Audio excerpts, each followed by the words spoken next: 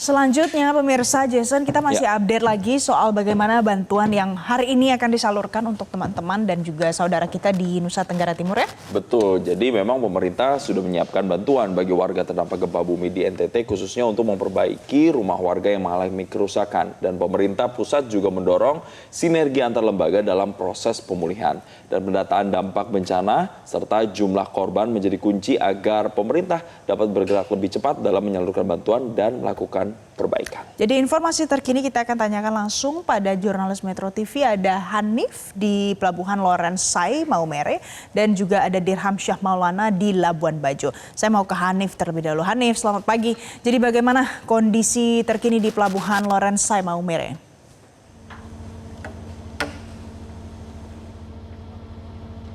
Ya baik pemirsa, selamat pagi. Saat ini saya berada di Pelabuhan Lorensai, Kabupaten Maumere, Nusa Tenggara Timur.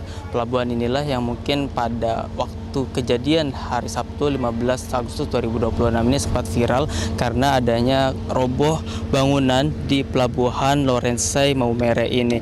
Di pelabuhan ini memang yang pasti berdekatan dengan laut, sehingga memang ketika gempa bumi terjadi di bawah laut ataupun berpusat di laut, di wilayah seperti Maumere ataupun Pelabuhan Lorensai ini sangat terasa goncangan yang terjadi.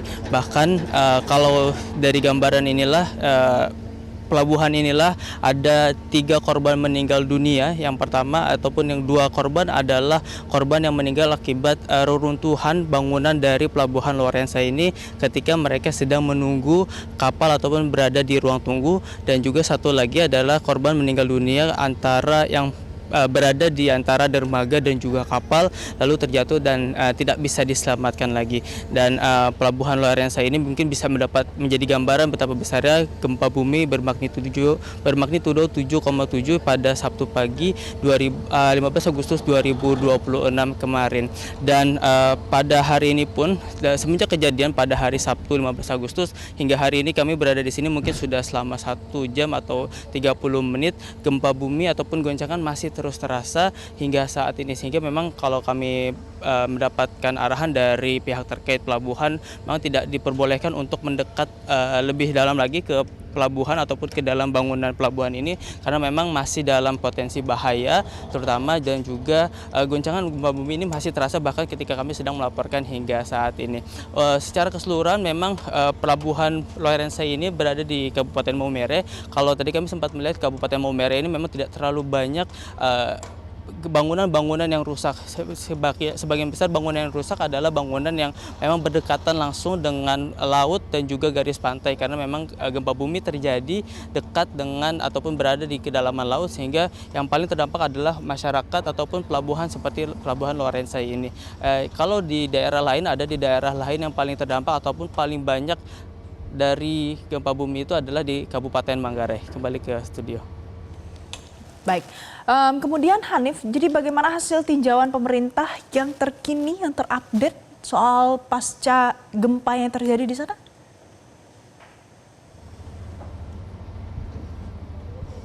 Ya, memang semenjak kejadian pada 15 Agustus, pemerintah beberapa instansi terkait dimulai dari Menteri Dalam Negeri, Menteri PMK, Menko PMK, Wakil Menteri Sosial, dan juga beberapa direktur BUMN terkait sudah langsung datang ke Nusa Tenggara Timur ini untuk melakukan rapat koordinasi pada 16 Agustus pagi, 16 Agustus Minggu pagi 2026.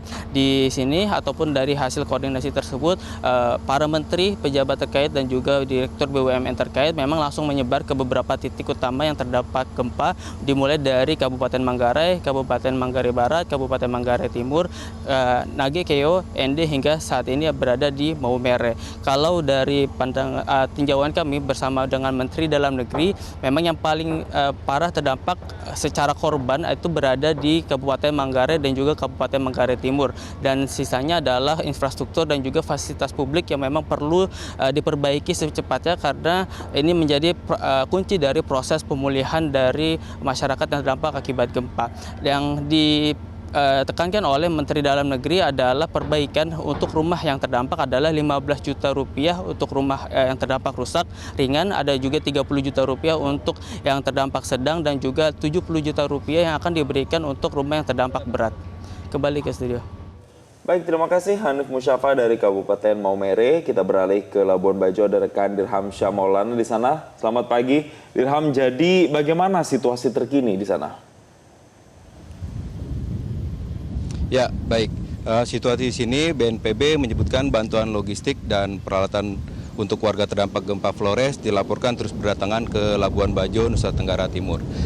BNPB juga memastikan bahwa bantuan tersebut segera didistribusikan langsung ke berbagai titik di pengungsian guna untuk mempercepat pemenuhan kebutuhan dasar dari warga. Tadi Kepala BNPB Suryanto memastikan bahwa sebagian dari bantuan tersebut juga telah diberangkatkan dari pos logistik nasional BNPB di Labuan Bajo melalui jalur darat maupun jalur laut ke Kabupaten Manggarai. Seluruh kebutuhan pengungsian mulai dari tenda keluarga, tenda serbaguna hingga perlengkapan penunjang lainnya akan segera dilengkapi. Selain infrastruktur tempat tinggal sementara, BNPB juga berfokus pada pemenuhan kebutuhan pangan. Untuk hal ini BNPB telah berkoordinasi intensif dengan Kementerian Sosial guna mendukung operasional dapur umum yang dikelola oleh Taruna Siaga Bencana. Melalui dapur umum ini, warga terdampak dipastikan akan mendapatkan pasokan makanan bergizi selama 3 hari sekali. BNPB bersama pemerintah daerah yaitu TNI, Polri, tenaga kesehatan, relawan, dan unsur terkait terus melakukan asesmen kerusakan serta mendata kebutuhan warga yang terdampak.